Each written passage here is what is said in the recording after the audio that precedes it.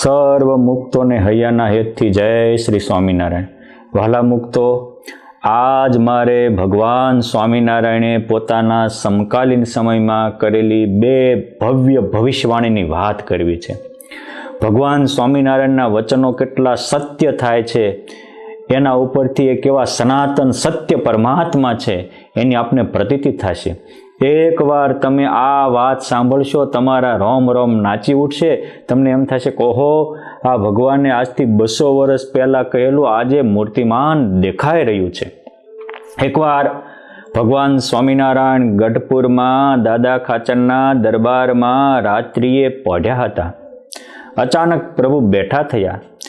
પાસે ભગુજી, રતનજી, મયાજી જેવા સુરવીર પાર્ષદો હતા. કહે છે કે પ્રભુ કેમ અચાનક જાગ્યા? મારે સત્સંગની સત્સંગના આધાર સ્તંભ જેવા મુક્તાનંદ સ્વામીને મળવા જવું છે. મુક્તાનંદ સ્વામી ક્યાં છે? અરે મહારાજ, એ તો આજે જીવા બાપુના દરબારગઢમાં પરમહંસોની ધર્મશાળા છે ત્યાં પહોંચવા ગયા છે. એ તે વખતે એભલ બાપુના દરબારમાં ભગવાન સ્વામિનારાયણ એના સુરવીર પાર્ષદો રહેતા હતા અને સંતોની મોટા ભાગનું રહેઠાણ સંત પ્રેમી જીવા ખાચરના દરબારમાં થતું હતું. મહારાજ કે પાર્ષદો ચાલો અત્યારે આપણે મુક્તાનંદ સ્વામી પાસે જવું છે. કેમ છે? ત્યાં બ્રહ્માનંદ સ્વામી, નિત્યાનંદ સ્વામી, ગોપાળાનંદ સ્વામી, શુકાનંદ સ્વામી, શામળિયા ચૈતન્યાનંદ સ્વામી વગેરે ધુરંધર સંતો છે. સંત સ્નેહી, સંત પ્રેમી પુરુષોત્તમ નારાયણ અડધી રાતે ઊભા થઈ 2 પાર્ષદો આગળ ચાલે, 2 પાર્ષદો પાછળ ચાલે, એ રીતે સુંદર સ્વાંગ ધરી અને ગયા. એ વખતે અડધી રાતે પણ મુક્તાનંદ સ્વામી, નિત્યાનંદ સ્વામી જેવા મોટા સંતો ધ્યાન ધરતા હતા. અમુક સંતો પહોંચી ગયા હતા, પરંતુ પુરુષોત્તમ નારાયણ પોતાની ધર્મશાળામાં પોતાના આંગણે પધાર્યા જાણીને તરત મુક્તાનંદ સ્વામી બેઠા થયા. બીજા સંતો પણ જાગતા હતા, ધ્યાનમાં હતા, એ બેઠા થયા. સુંદર ભગવાનને બેસવા માટેનું આસન પાથરી આપ્યું. આનંદ ભુવનનો નાથ પુરુષોત્તમ નારાયણ એ આસન ઉપર બેઠા. કે છે કે સ્વામી શું કરતા હતા? અરે મહારાજ, આપનું ધ્યાન કરતો હતો. મહારાજ કહે છે કે સ્વામી, મારું કોઈ ધ્યાન કરે, મને કોઈ સંભાળે, ત્યાં ખેંચાઈ જવું એવો મારો સ્વભાવ છે. એ તમારા ધ્યાન ભજનના પ્રભાવથી આજે હું અડધી રાતે અહીં ખેંચાઈને તમને એક વાત કરવા આવ્યો છું. અરે મહારાજ, આપની વાત તો કરોડો આત્માના કલ્યાણ માટે હોય. આજ અવનીમાં આપ અક્ષરધામથી આવ્યા, એ શું કામ આવ્યા? તો કે અપાર સુખ આપવા આવ્યા છો, અપાર ભક્તોને અપાર આનંદ આપવા આવ્યા છો, અપાર આનંદ સુખ ને શાંતિના ધણી બનાવવા આવ્યા છો. માટે આપની વાત એ અમારા બધા માટે સુખ શાંતિના દ્વાર ખોલે એવી છે. કહો ને મહારાજ. મહારાજ કે સ્વામી, આજે આપને સપનું આવ્યું. હા, શું સપનું? સપનામાં એવું આવ્યું કે આપણો સંપ્રદાય છે એ બહુ વિસ્તારને પામ્યો. હા, અને એ વિસ્તારને પામ્યો એટલે અમને મોટા 2 મંદિરો દેખાણા. એક વડતાલ ધામમાં, એક ગઢપુર ધામમાં. એના સોનાના શિખરો હતા એવું દેખાણું. મુક્તાનંદ સ્વામી કે મહારાજ, આપ તો અક્ષરાતીત છો, ગુણાતીત છો, દેહાતીત છો અને અવસ્થાતીત છો. માટે આપને તો સપનામાં આવે કે જાગ્રતમાં આવે, બધું સત્ય સંકલ્પ થાય. માટે આપના આ સંકલ્પ સપનું સત્ય ઠરો. અરે સ્વામી, એટલી વાત નહીં, અમને બીજું પણ સપનું આવ્યું. શું? તો કે ગામડે ગામડે આપણા મંદિરો થાય, ત્યાં સંતો બધા ગામડે ગામડે ફરતા હોય, વિચરણ કરતા હોય, અનેક વ્યસની લોકોને નિર્વ્યસની કરતા હોય, દુરાચારીને સદાચારી કરતા હોય, અધર્મના પંથેથી વાળીને લોકોને ધર્મના પંથે ચલાવતા હોય, અનેક જગ્યાએ અનેક શિક્ષણના મોટા મોટા સત્કાર્યો થઈ રહ્યા હોય. આવું સપનું આવ્યું. મુક્તાનંદ સ્વામી કહે છે કે મહારાજ, આ વાત પણ સત્ય થાઓ. આપ જે બોલો છો એ અમને ભવિષ્યનું કહેવા માટે આવ્યા છો. અરે સંતો, મુક્તાનંદ સ્વામી, ગોપાળાનંદ સ્વામી, સાંભળો. એવું સપનું આવ્યું કે અમારી પાસે મોટા મોટા દેવો આવ્યા અને એને કહ્યું કે તમે આવી રીતે મંદિરો બનાવશો તો એમાં અમારી પણ સ્થાપના કરજો. કેમ છે? આપણા હિન્દુ સનાતન ધર્મમાં ઘણા લોકો દેવોના નામે ઝઘડે છે.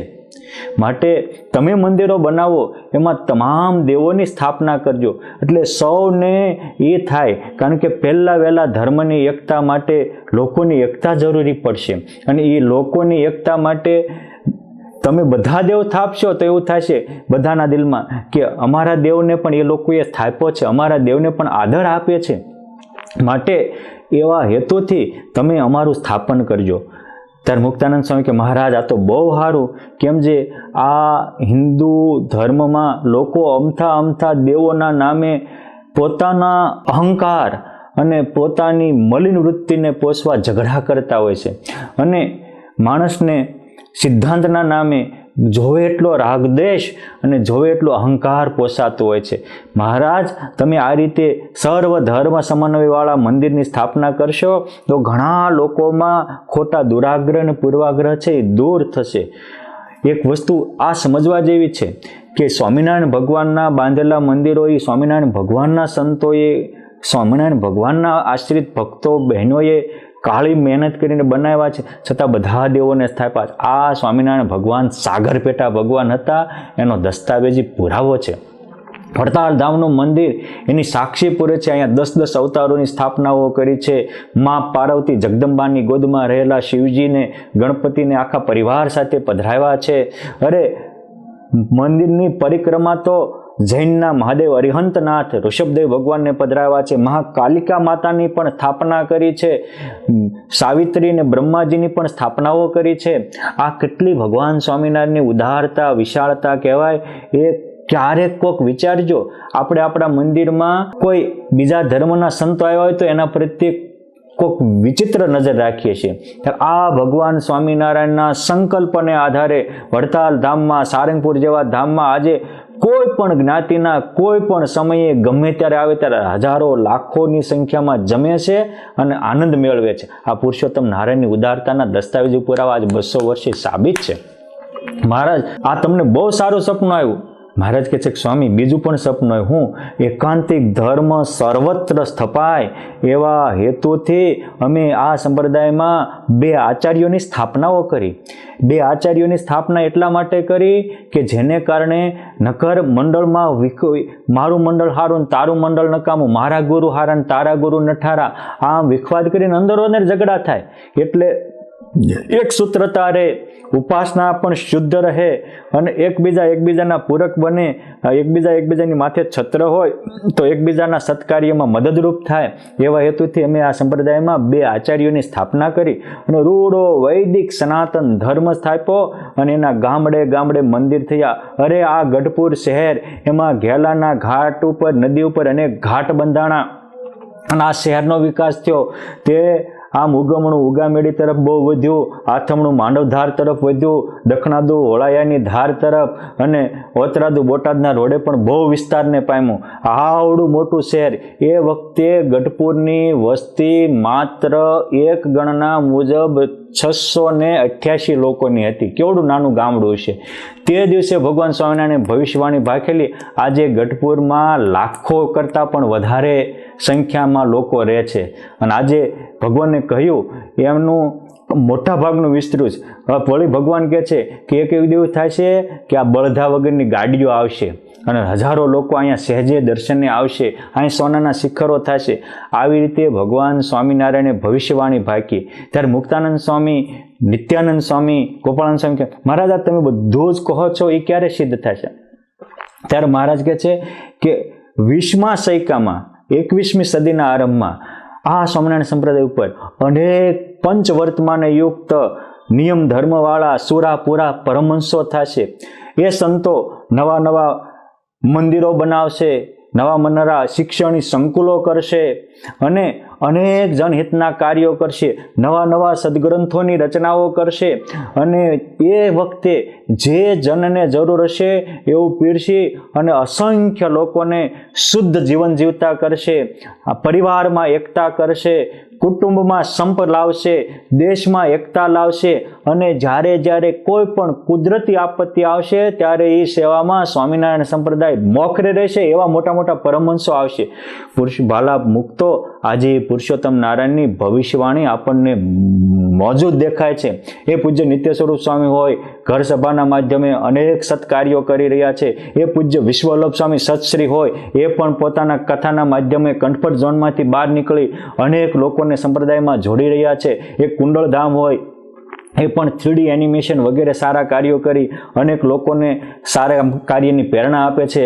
અમારે અહીં સુખદેવ સ્વામી નાર છે, એ પણ અનેક લોકોને, વિકલાંગોને ને અનેક મોટા મોટા કાર્યો કરી કેટલાય લોકોને મફતમાં અંગદાન કરે છે, સાધનોનું દાન કરે છે. આજે રાજકોટ ગુરુકુળ દ્વારા લાખોની સંખ્યામાં 40,000 ઉપરાંત વિદ્યાર્થીઓને હાવ સામાન્ય ફીમાં ભણાવાય છે.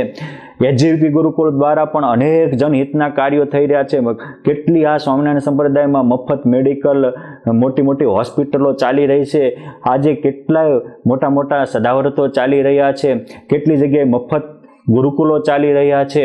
આવા અનેક સારા કાર્યો ભગવાન સ્વામિનારાયણે જે 200 વર્ષ પહેલાં ભવિષ્યવાણી બાકી આજ મૂર્તિમાન દેખાઈ રહી છે. અમારે કપિલ જીવન સ્વામી છે, જે ખાસ ડાંગ વિસ્તારમાં, વલસાડ, વાપી એ વિસ્તારમાં કામ કરે છે.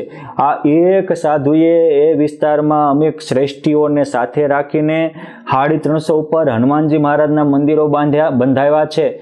પીપી સ્વામી પણ એમની સાથે છે. અને સાથોસાથ કેટલી 350 ઉપરાંત સ્કૂલો બંધાવી છે. અને ધર્માંતર થયેલા 28,000 પરિવારોને, એટલે કે 2 લાખ ઉપરાંત લોકો જે ખ્રિશ્ચનો થઈ ગયા હતા એને પાછા સ્વામિનારાયણ સંપ્રદાયમાં સામેલ કર્યા છે.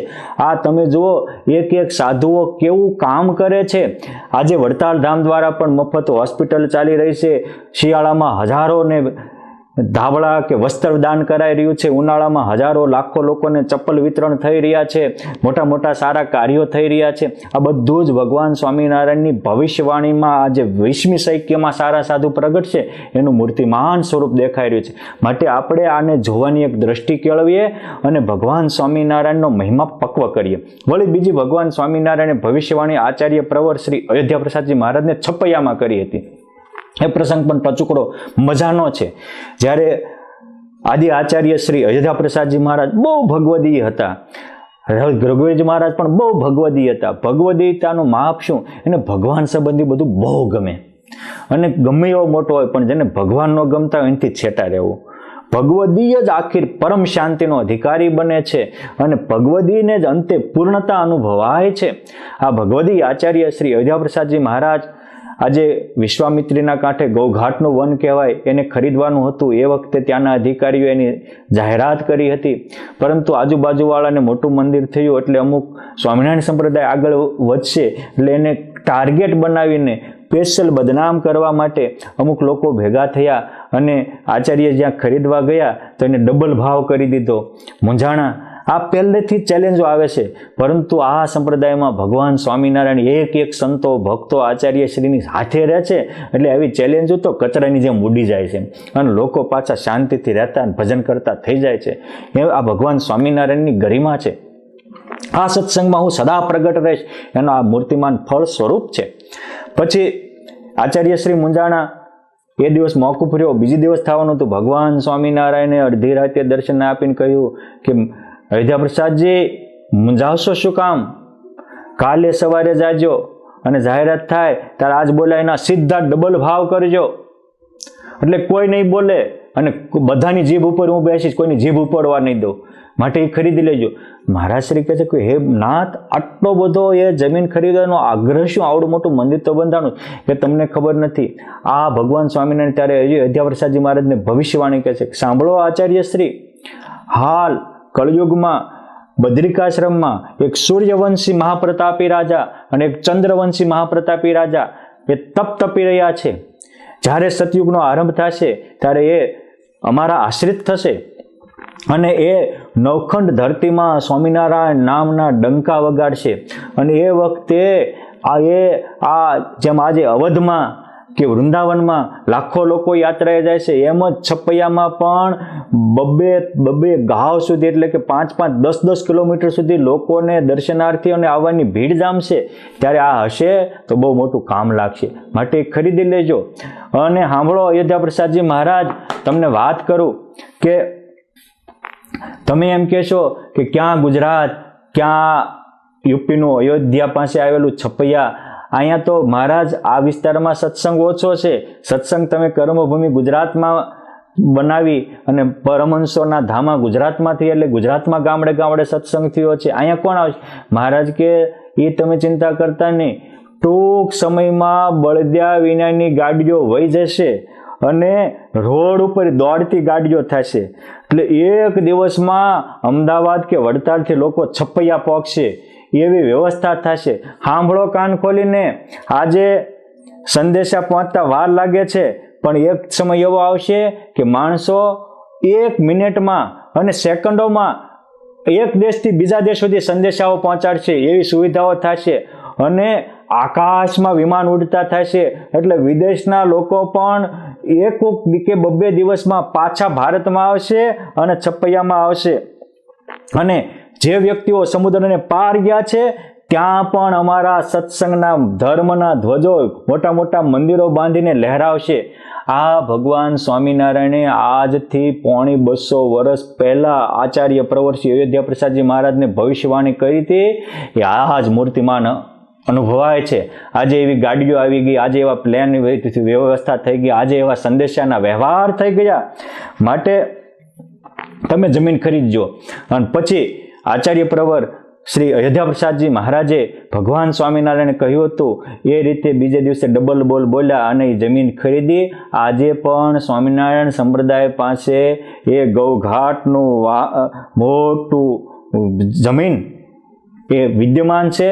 સમથિંગ 250 વીઘા જેટલી જમીન છે. પણ આવ્યા આ બ્રહ્માંડમાં કરવા જીવના કલ્યાણ, સર્વોપરી જાણી ભજો સમજી સર્વ સુજાણ. લાભ મળશે આ લોકમાં, સુધરશે પરલોક, આનંદ થશે ઉરમાં, ટળશે મૂંઝવણ સંશય ને શોક. માટે આવા સર્વોપરી પુરુષોત્તમ નારાયણ મળ્યા છે. કારણના કારણ, દેવના દેવ, કાળના કાળ એવા પુરુષોત્તમ નારાયણને પામીને આપણા જીવનને ધન્ય બનાવવો. અને આ ભગવાન સ્વામિનારાયણે જે ભવિષ્યવાણી વાંચી હતી, ભાખી હતી, એ મુજબ આપણે એને જોવાનો દ્રષ્ટિકોણ કેળવી અને આ સંપ્રદાયમાં જોડાય. તમે તમારા પરિવારજનો સાથે તમારા જીવનને સાર્થક કરો એવી આપ સૌ શ્રોતાઓને નમ્ર અપીલ. અસ્તુ. ધન્યવાદ. જય શ્રી સ્વામિનારાયણ.